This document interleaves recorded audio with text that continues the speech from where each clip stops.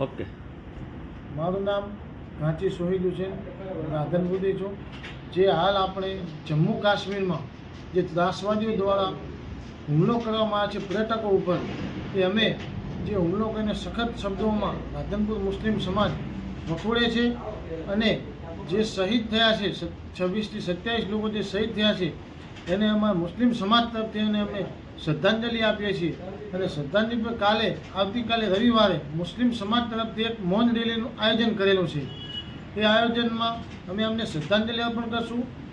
અને એ આયોજન રૂપી એક રેલી અને સરકારને એક અમે જાણ કરવા માગીએ છીએ, સરકાર અમને સખતમાં સખત આમના પર પગલાં લે અને સખત સજા આપે.